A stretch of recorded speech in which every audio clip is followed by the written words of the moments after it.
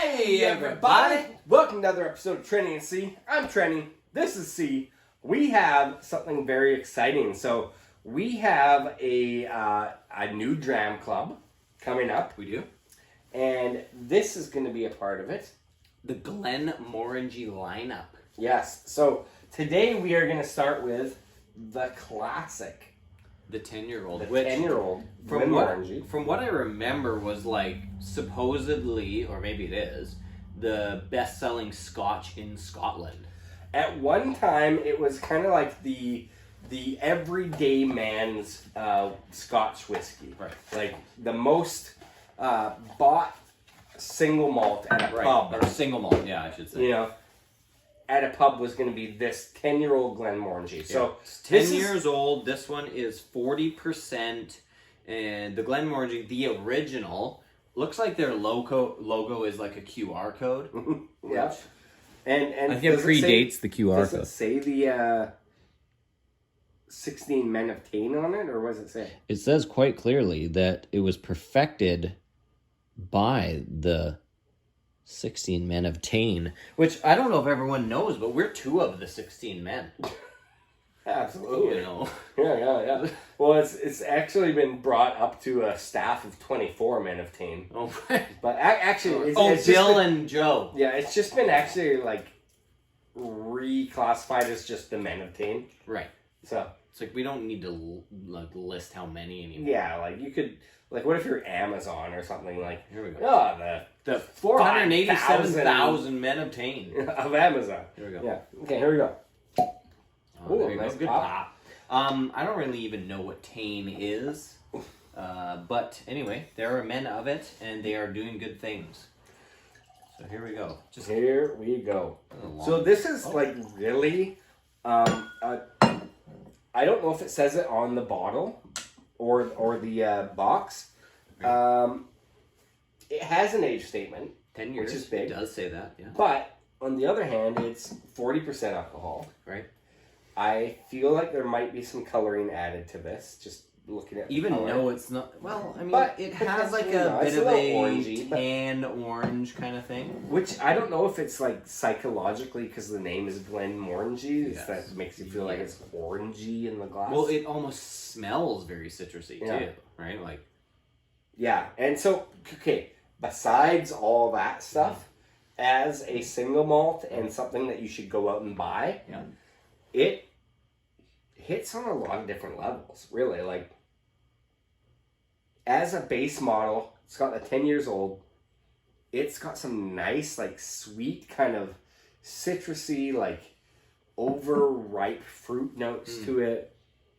It's got a honeyness to it, like a vanilla. Honey, there's even like a little bit of like a lavender kind of sugar vibe to it.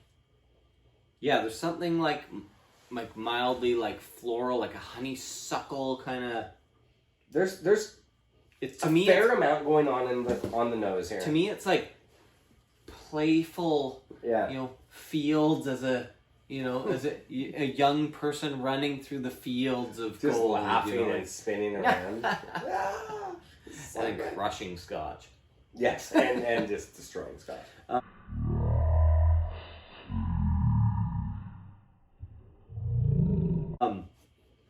But in reality, like, you take away the fact that there's a chance that it's chill filtered, it's got color added, it's still presenting a really nice nose to it. Yes, it does. It's still presenting it's got a great nose. If it's true, it's still just the average working man Scotch that you get at a pub. So there's nothing wrong. I'm gonna admit that I have called Glenmorangie. Yes. In the past, yeah. And I gotta say that for whatever reason, like it's I am loving the nose. Yeah, right like now. I don't know if it's because... and it's true because like I think as we go down the lineup, this being the base model is a really good starting point because it does. A lot of these have the same kind of characteristics of that kind of like bright, sort of sunshiny, citrus, honey, a little bit of sugary notes to it. But these are the ones that have cask finishes. And so you know, we're getting late in the video, so we should probably taste it. Let's taste it. Here we go.